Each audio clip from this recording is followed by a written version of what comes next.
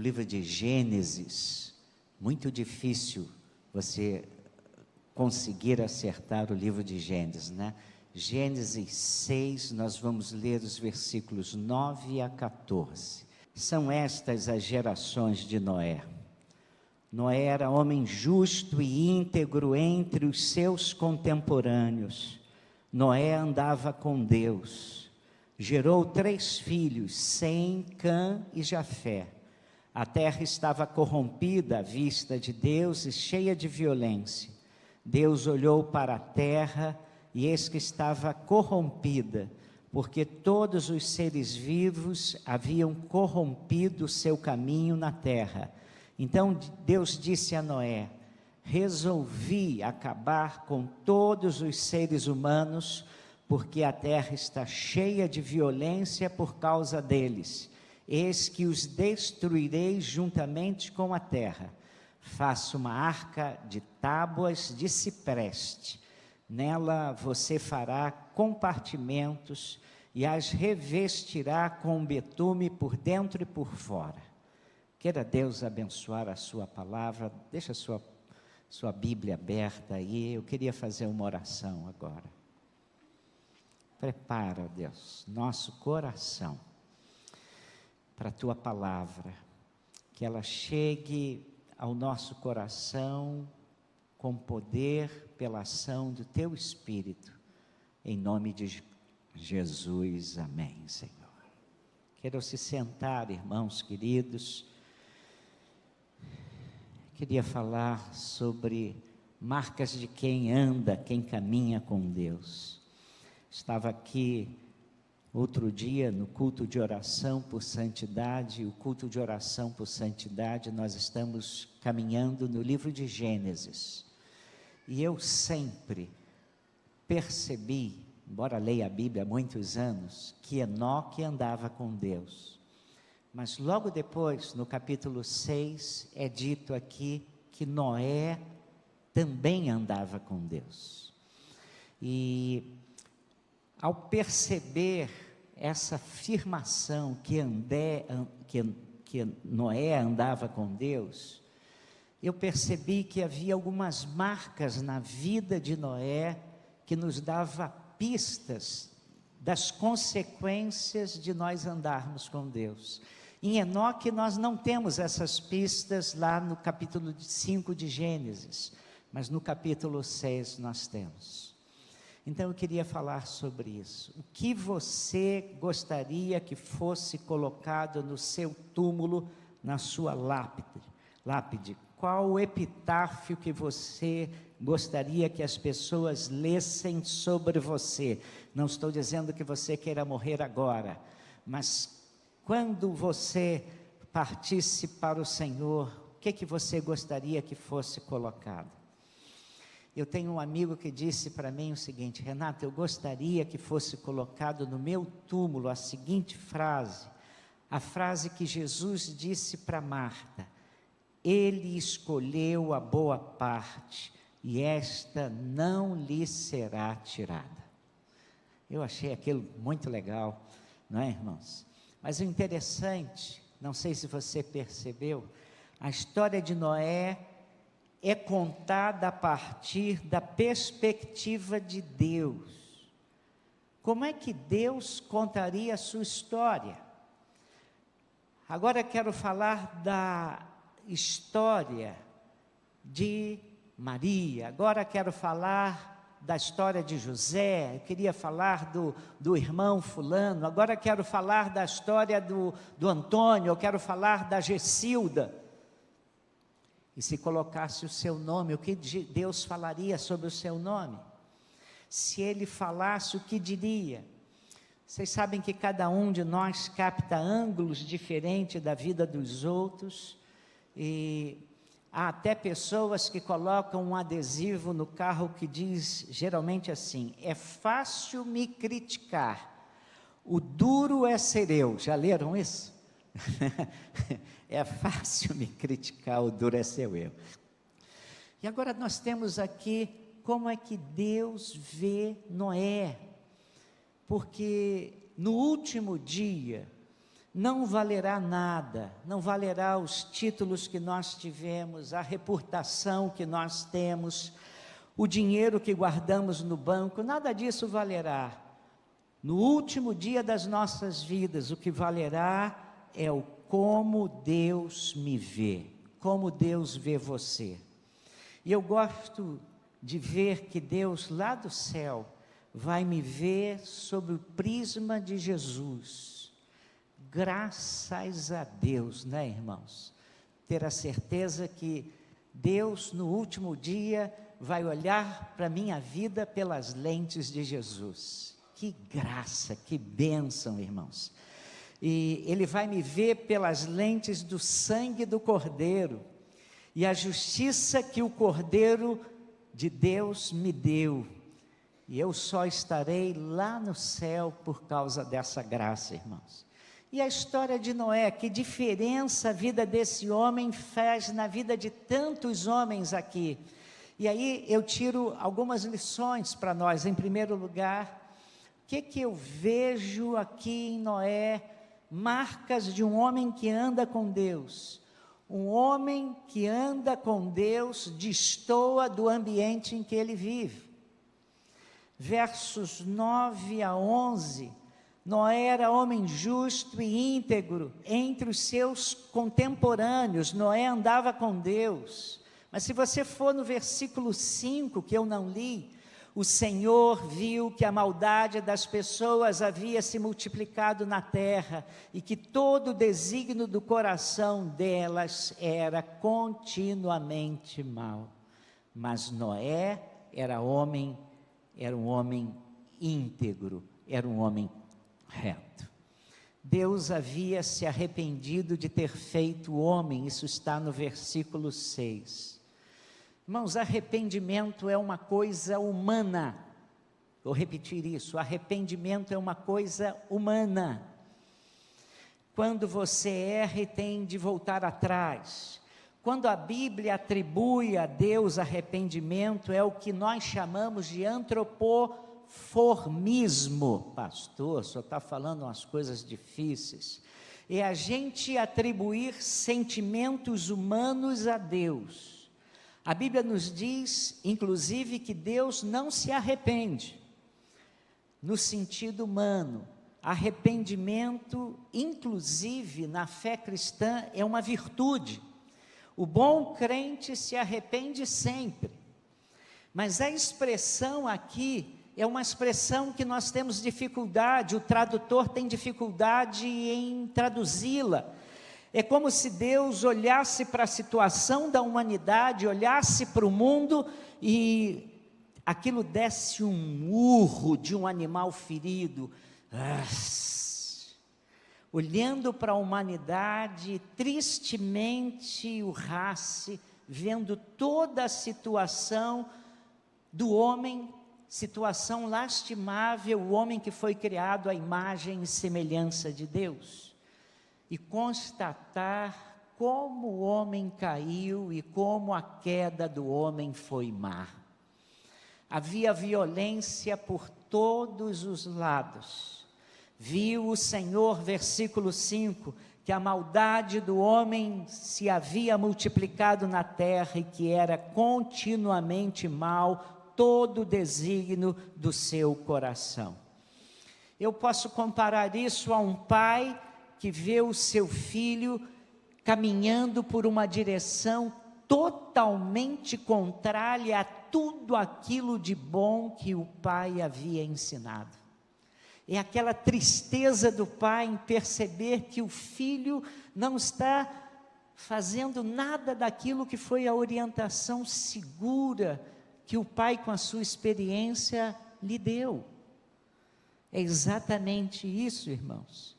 Mas olha o que a Bíblia diz, outra vez, versículo 9, Noé era homem justo e íntegro entre os seus contemporâneos, Noé andava com Deus, ele destoava de tudo isso.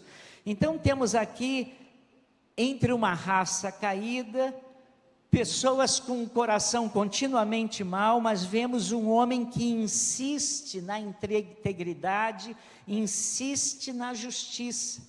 Havia um homem diferenciado na sua cultura.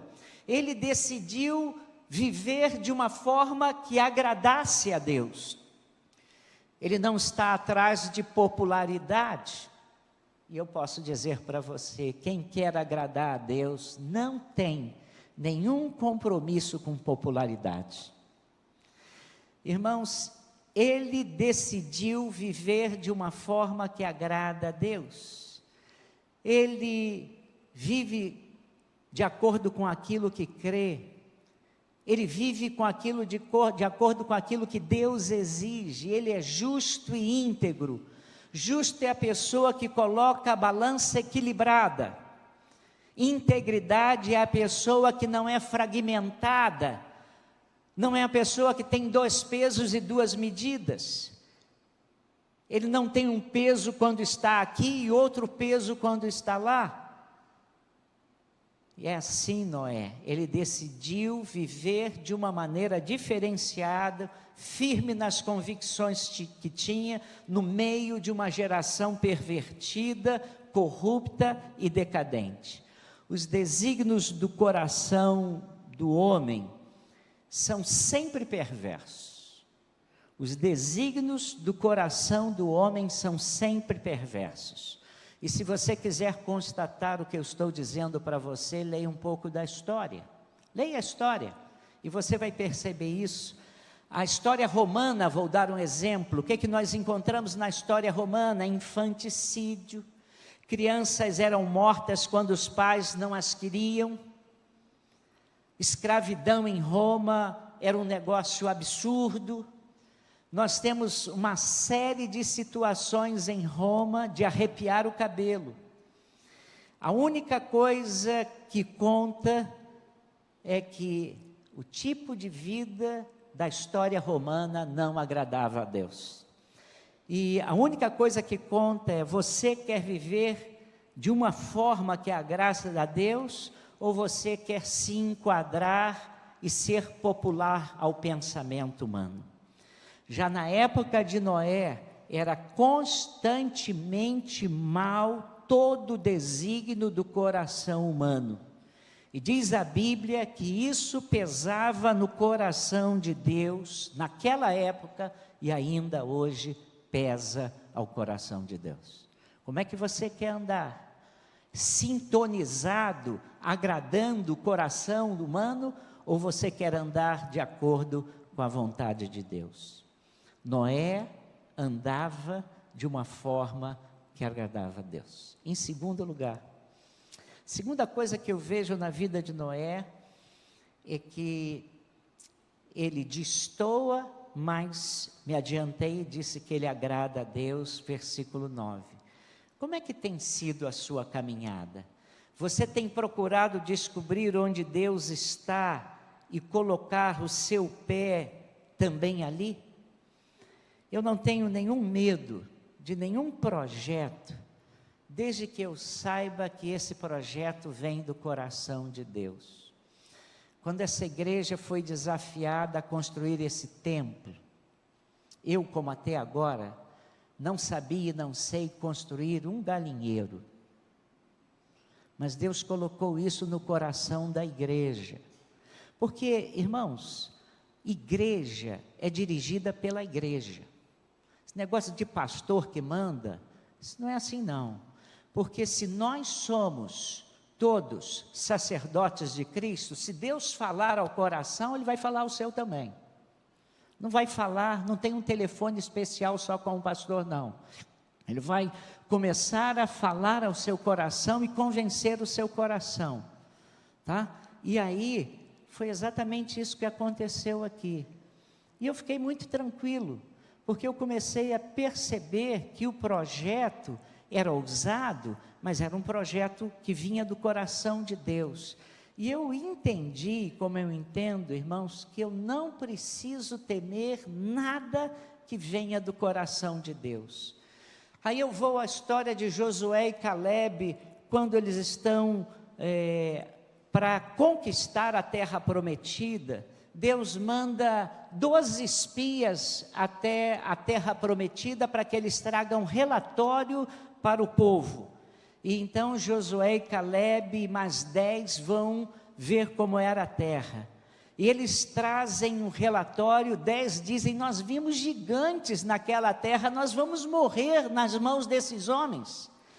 Mas é interessante o que Josué e Caleb dizem para aquele povo: se o Senhor se agradar de nós, então nos fará entrar nessa terra e nos dará, terra que mana leite e mel. Eu gosto dessa expressão. Olha, eles são gigantes, eles são, mas se o Senhor se agradar de nós, nós vamos devorar esses inimigos como se devora um pão. Se o Senhor se agradar de nós, vai ser fácil, nós vamos conquistar, vai ser desafiador, mas vai ser bênção para nós. A questão fundamental da minha vida e da sua é saber, Deus está caminhando por esse lugar aqui que eu caminho? E se não está caminhando, é questão de arrependimento e meia volta. Irmãos, é quando você descobre que não está indo na direção de Deus e diz: eu quero voltar, eu quero recomeçar, eu quero ir na direção oposta a que eu estava indo, porque o caminho que eu estava trilhando não é o caminho de Deus. Essa era exatamente a posição de Noé. Ele queria andar onde Deus dizia que ele devia andar. Ele queria andar e fazer aquilo que agradava a Deus. Pastor, e eu já contei essa história algumas vezes, tenho que riscar lá do meu caderninho, não tenho caderninho. O pastor tentou várias vezes levar um amigo dele a Jesus, amigo advogado, e esse amigo era muito resistente ao evangelho, e logo depois o pastor morreu. Esse amigo teve um sonho e ficou muito perturbado com o sonho, e foi procurar um pastor para conversar com esse pastor sobre esse sonho. No sonho, ele se encontra com aquele pastor, amigo, e pergunta: você está indo para onde? E aí o pastor disse: eu estou indo nessa direção. E você? Não, eu estou indo para cá, para essa direção. E aí cada um sai por um lado diferente no sonho. E aquele homem depois se desperta, lembra-se do sonho, fica perturbado e vai procurar esse pastor, que é franco e direto, e que lhe disse: você está querendo entender esse sonho? Está claro, o pastor era um homem de Deus, ele estava indo em direção a Deus, em direção de Deus, e você está num caminho totalmente contrário. Você tem de dar meia volta e se alinhar na direção de Deus. E aí é a questão, os seus pensamentos, a sua visão, a sua vida, você em tudo isso tem procurado andar com o Senhor? Você tem dito no seu coração: Deus, não me deixe pecar, não me deixe desviar dos teus caminhos, não me deixe andar por caminhos tortuosos, não me deixe andar pelos caminhos que agradam o meu coração somente, Senhor. Leva-me para a direção que agrada o teu coração, Senhor. Você tem dito isso? Ó Deus, dá-me a tua bênção de eu andar onde tu queres que eu ande. Ó Deus, dá-me a tua direção. Não é interessante a gente considerar essas possibilidades todas, irmãos? Então a história de Noé era assim: ele era justo e íntegro e andava com Deus. Como tem sido a sua caminhada com o Senhor? Procure andar onde Deus está andando. Nós, durante um tempo, estudamos um livrinho aqui com vários grupos da igreja, conhecendo Deus e fazendo a sua vontade. E nesse livro há um ponto muito interessante em que o autor nos ensina o seguinte: veja aquilo que Deus está fazendo, veja onde Deus está agindo e se alie a Ele, una-se a Ele. Então descubra, por exemplo, você tem um amigo que trabalha com você e começa a fazer algumas perguntas sobre a fé, significa que Deus está começando a trabalhar na mente dele. Então una-se a Deus nisso e comece a ajudar esse amigo a conhecer melhor Deus, dando você o seu testemunho daquilo que você conhece de Deus. Não é você que vai fazer. Rick Warren diz assim: o grande desafio nosso não é fazer ondas, o grande desafio nosso é surfar nas ondas que Deus está fazendo. Desvie-se dos caminhos onde Deus não está andando e que você está construindo pela sua própria cabeça, e está construindo sem temor do Senhor. Deus estava aqui, e há uma frase que é dita sobre Josué, que sempre me mexe.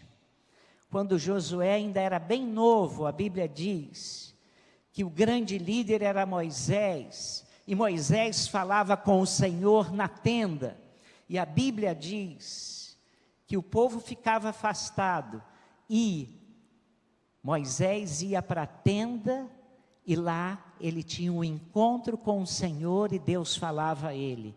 Mas a Bíblia diz em Êxodo 33, versículo 11, que Josué não se apartava da tenda. Outra versão, não se afastava da tenda.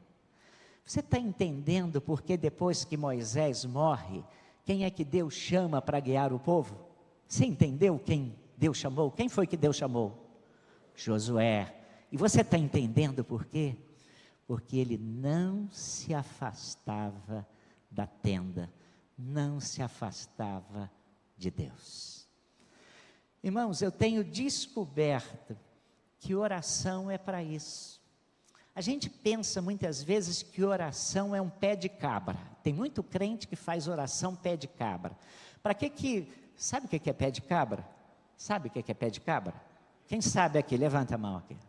Uma grande maioria sabe. Quem tem menos de 20 não sabe. Pronto. Aí pergunte aos seus pais, ou vão ao Google, tá bom? Pronto, voltei para cá. Vamos lá dizer uma coisa para vocês. Algumas pessoas pensam assim: eu vou fazer uma oração pé de cabra e vou obrigar Deus a fazer alguma coisa comigo, que eu quero que Ele faça. Oração não é para você forçar Deus a fazer o que você quer que Ele faça. Oração é para você alinhar o seu pensamento com os pensamentos de Deus. A gente acha que oração é para convencer Deus a nos dar alguma coisa que Ele não quer nos dar. E aí nós ficamos insistindo com Deus, insistimos e achamos que insistindo no grito Deus vai nos dar. Não, meus queridos. Oração é para você se alinhar com o coração e com a mente de Deus, é para você andar com Deus. Oração é para você se submeter a Deus e dizer: Deus, onde é que o Senhor quer que eu vá? Então, Senhor, vá e me leve nesse caminho, Senhor. Oração é para isso. Aí Deus vai trabalhar na nossa agenda, Deus vai ter liberdade para trabalhar nas nossas ânsias, Deus vai ter liberdade para trabalhar na nossa visão, para que nós andemos com Ele e andemos na visão dEle.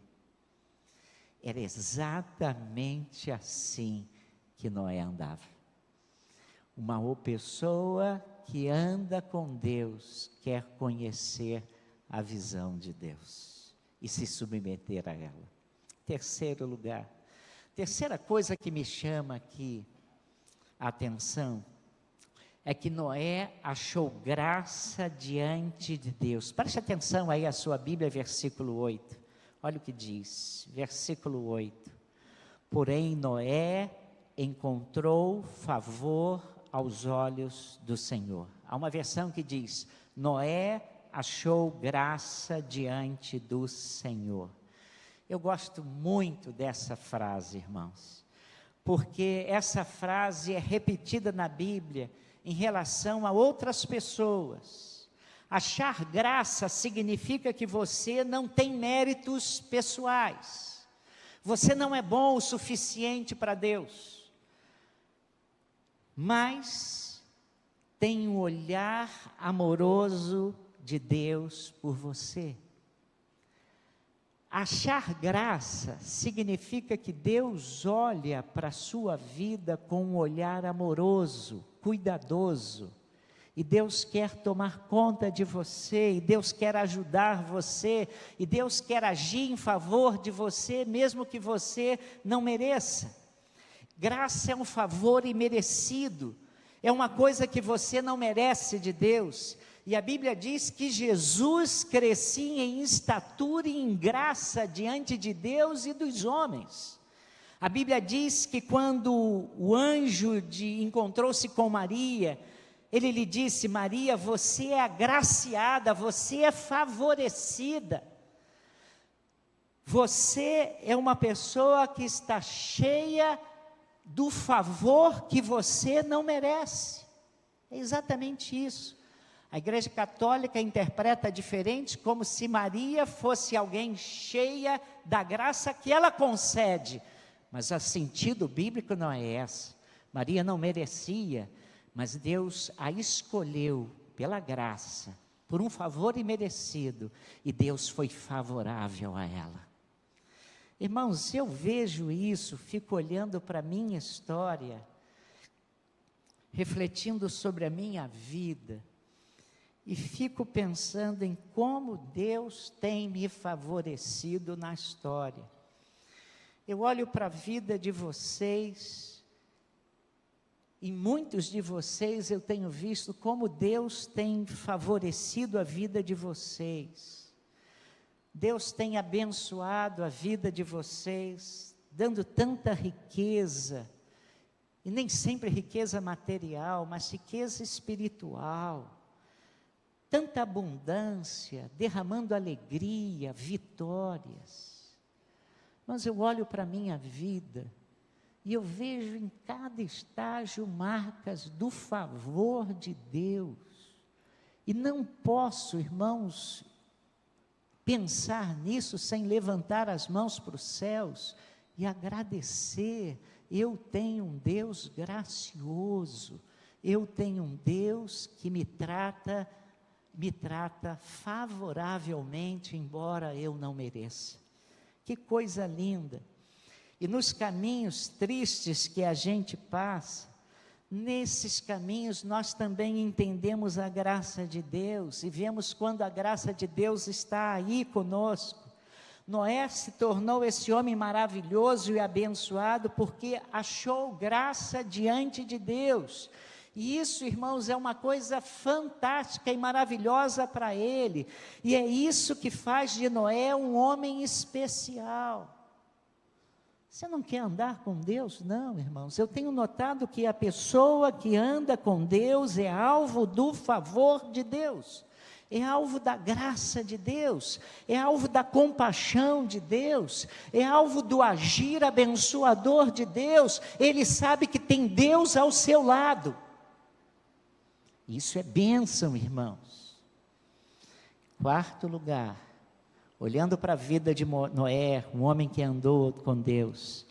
Quarto lugar, o homem que anda com Deus, faz uma aliança com Ele e com a sua família. Aliança é um compromisso que a gente faz com o outro. O versículo 18, a Bíblia diz, no versículo 18, no capítulo 6, versículo 18, a Bíblia diz: mas com você estabelecerei a minha aliança, e você entrará na arca, você e os seus filhos, a sua mulher e as mulheres dos seus filhos. Aliança é um compromisso que a gente faz com o outro. Aliança é um voto. Deus traz Noé para perto dele e diz assim: olha, eu quero estabelecer um compromisso com você, eu quero estabelecer um voto com você. Você vai entrar nessa arca, você, sua mulher, seus filhos, as mulheres dos seus filhos. E irmãos, e diz, olha, eu quero fazer uma coisa especial não só com você, eu quero fazer uma coisa especial com a sua família. Eu quero dar de você, mas eu quero cuidar da sua família também. E ele faz uma coisa extraordinária, né? Deus pega Noé, pega a sua família, guarda-os, livra-os da morte, leva-os, ó Deus, para eles repovoarem a terra, e Deus faz uma aliança com eles. Eu gosto muito quando leio isso, do Salmo 78, versículos 1 a 4. Olha o que Deus diz no Salmo 78, de 1 a 4. Meu povo, escute a minha lei, dê ouvido às palavras da minha boca. Abrirei os meus lábios para proferir parábolas e publicarei enigmas dos tempos antigos. O que ouvimos e aprendemos, o que os nossos pais nos contaram, não o encobriremos a seus filhos. Contaremos à geração vindoura os louvores do Senhor e o seu poder e as maravilhas que Ele fez.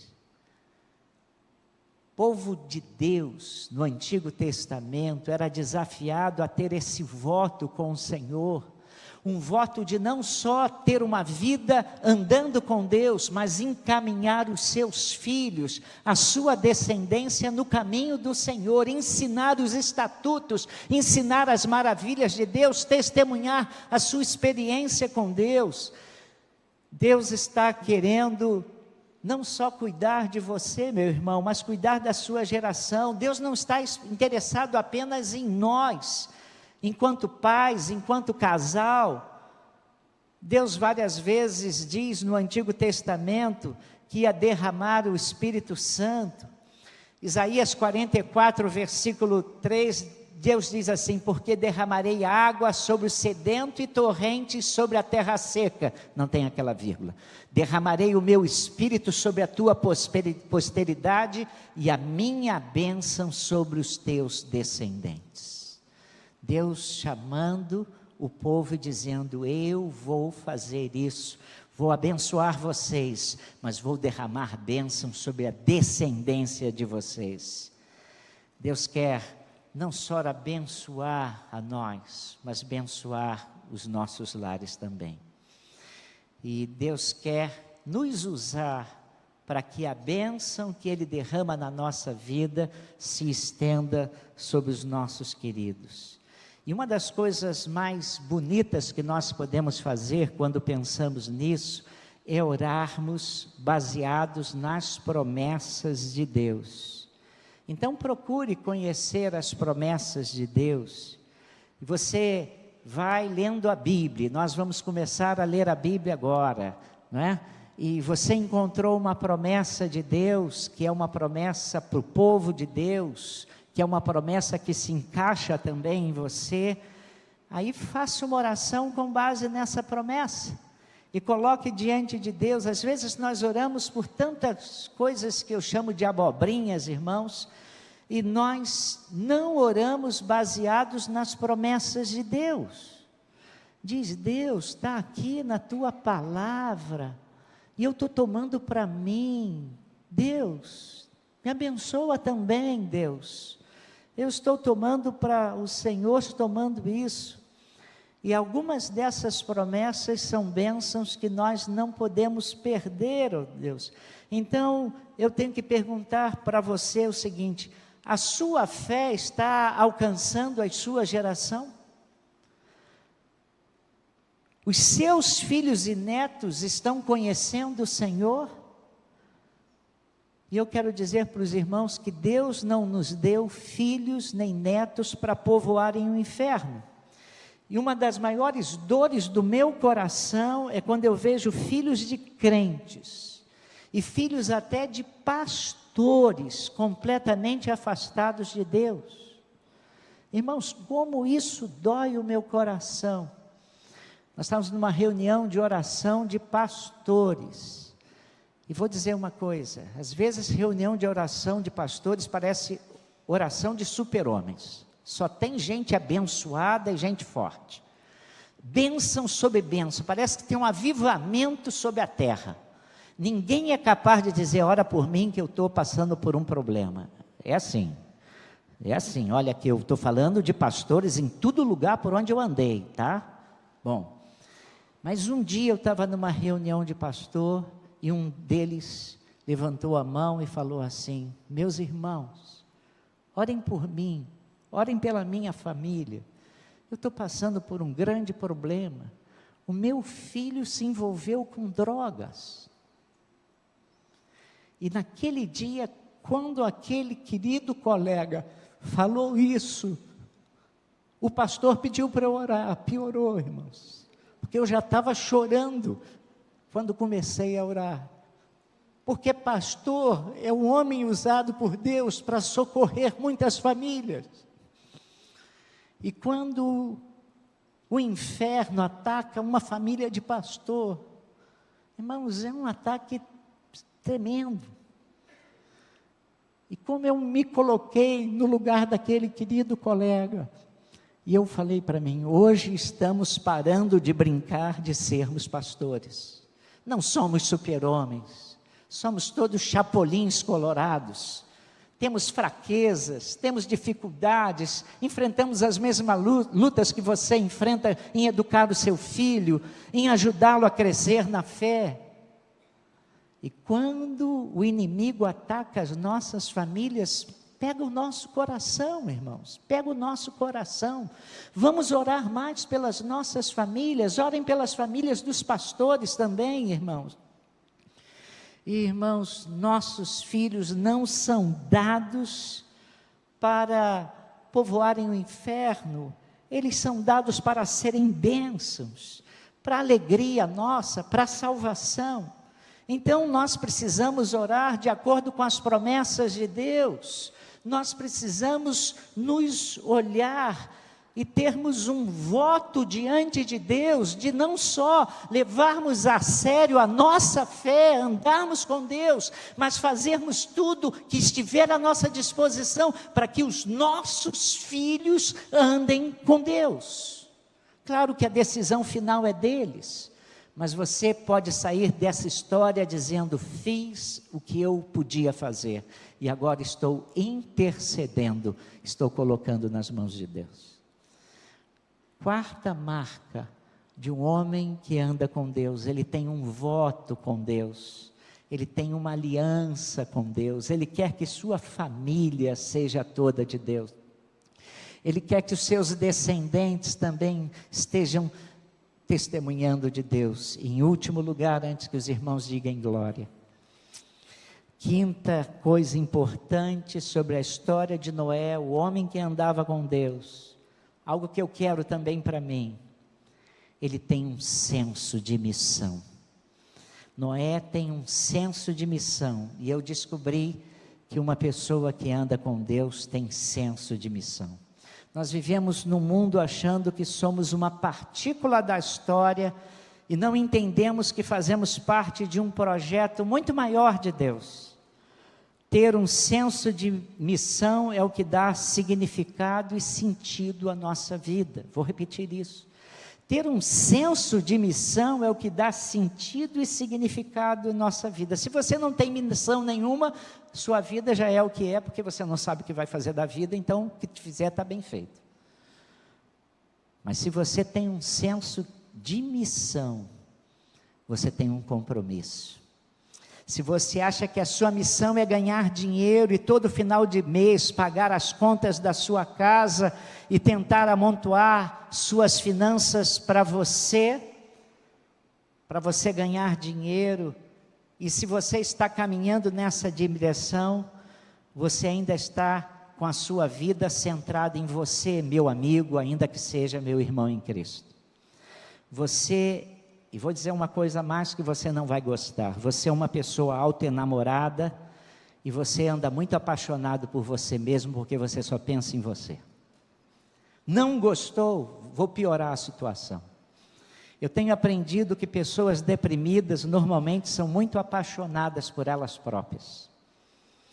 elas se tornam vítimas facilmente, não conseguem dar de si mesmas em nada. Estão voltadas para elas, estão doentes. Então elas não dão seu tempo, seu talento, seu dinheiro, porque o propósito delas é autossatisfação e o senso de missão delas é cuidar delas.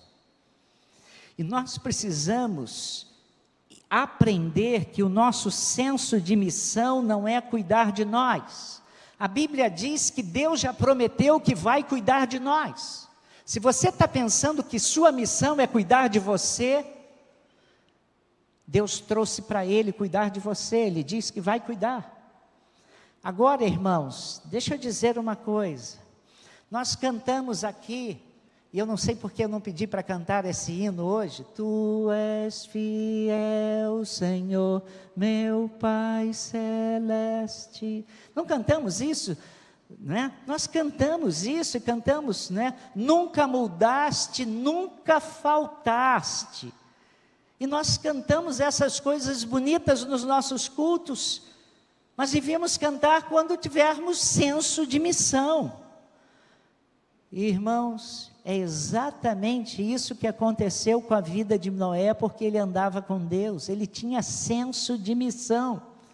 E quando nós temos senso de missão, nós sabemos que o que nós temos que fazer é obedecer a Deus. Quando nós temos senso de missão, acontece o que aconteceu na vida de Noé. Ele fica obedecendo a Deus, e prestem atenção o que Deus pediu a Noé. Deus pediu a Noé para ele construir uma arca, irmãos. Noé mora num terreno seco, preste atenção, num lugar seco, num lugar hostil, no deserto. Aí Deus disse para ele: Noé, tem uma ordem para você.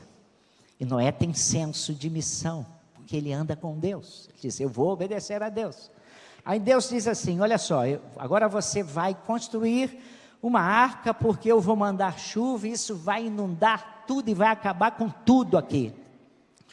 Todos os animais, toda essa gente dessa região vai morrer, e você agora vai escolher tábuas ciprestes. Está lá, irmãos, olha aí para o seu texto e você vai ver isso. Como é que se serra uma madeira hoje, irmãos? Como é que se serra uma madeira hoje? Olha, eu não sou especialista nessa área, tenho que falar com Wesley, né? Mas você pega máquinas maravilhosas e você serra toras quase que automaticamente. Mas como é que se serrava toras na época de Noé? Serra, serrador. Quantas serras já serrou? 21, sim, Senhor. Devia ser isso. Sabe quanto tempo Noé ficou nesse projeto, irmãos? A Bíblia faz o cálculo e a gente pensa que ele ficou 120 anos construindo a arca. Quantos anos? Alguém aqui tem 120 anos? Ninguém levantou a mão, irmãos. Bom, irmãos, preste atenção, né? E aí, irmãos, ele vai fazendo isso, e olha o tamanho da arca. Para calcular, você vai pensar o seguinte: Deus diz que a arca tinha 300 côvados. Um côvado é do cotovelo até a ponta do seu dedo, tá? E eles depois arredondaram, um côvado dá aproximadamente 45 centímetros, tá? Noves fora, 135 metros de arca, 3 andares que ele tinha que construir com a sua família, irmãos. 135 anos sendo zoado pela população, um homem construindo um brutamonte de um navio daquele, e o pessoal falando: o que você está fazendo aí, doidão? Estou construindo uma arca que Deus mandou construir, porque vai destruir tudo. Bom, se você estivesse lá, você ia rir, você ia caçoar, né? Irmãos, e eu quero dizer uma coisa, irmãos, uma coisa monstruosa. E aí Deus disse: olha, 3 pavimentos, primeiro, segundo e terceiro andar, e você vai calafetar com betume. Prestou atenção nisso aí? Prestou? Irmãos, betume, como é que Noé achou betume no meio do deserto? Né? Lá está Noé, e a Bíblia diz que os seus contemporâneos naturalmente ridicularizavam o seu projeto. Esse cara é doido, esse cara é maluco, onde é que esse maluco com esse barcão? Cara, não tem nem rio aqui perto, o que você está fazendo, seu doido? Mas Deus mandou Noé construir esse negócio aqui, 120 anos, e ele tem um senso de missão. E o tempo que vai levar não interessa, o importante é que Noé é um homem obediente, Deus falou, ele vai fazer o que Deus diz para ele fazer. Isso é senso de missão, é fazer o que Deus disse para ele fazer. Nosso problema, irmãos, é que nós estamos sempre querendo fazer as coisas do nosso jeito, ao invés do jeito que Deus manda. E eu fiquei pensando, me colocando no lugar de Noé, e eu cheguei à conclusão que se Deus me mandasse fazer aquilo, eu estivesse no lugar de Noé, eu ia criar uma série de problemas, eu ia dizer para Deus assim, Deus, não dá para ficar com tudo quanto é animal, menos com os elefantes. Eles pesam muito, Deus, eles são muito grandes, muito pesados, comem muito, Senhor. Deus, não dá para deixar o porco de fora, né? Fazem muitas sujeiras, ó Deus, cheiram mal, Senhor. E o porco espinho? Senhor, o porco espinho tem dificuldade de relacionamento, Senhor, não dá para deixá-lo de fora não, né? Ele é hostil demais, pode machucar os outros animais. Noé simplesmente obedece porque tem senso de missão, e o senso de missão dele está claro. Deixa eu dizer para você qual é a missão que você tem, meu querido. Você foi chamado para engrandecer o nome de Deus. Você foi chamado para que o nome de Deus seja engrandecido através da sua vida, daquilo que você faz, daquilo que você fala. Esse é o chamado de Deus para nós. Nunca se esqueça disso. Engrandeça, glorifique o nome do Senhor, esse é o seu chamado, e é isso que dá sentido à vida de um crente.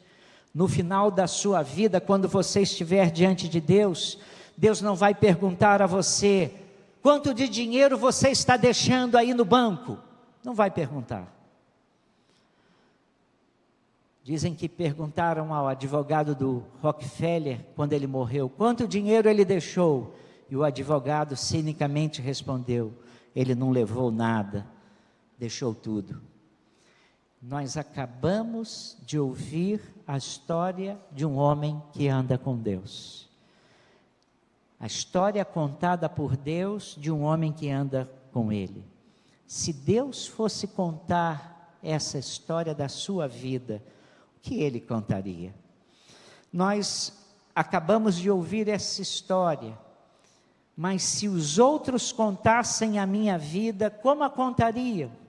A Bíblia nos diz aqui que Noé é um homem que acha graça diante de Deus, viveu de forma íntegra, que fez uma aliança com Deus, um homem que obedeceu a Deus, que tem um senso de missão, que envolve a sua família nos projetos de Deus.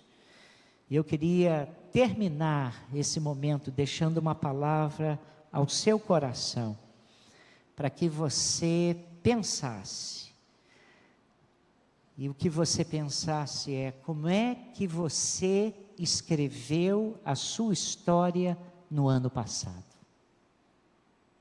Se alguém fosse narrar a sua história, o que diria de você? Se Deus fosse contar a sua história do ano passado, o que Ele diria? Mas deixa eu incomodar um pouco mais.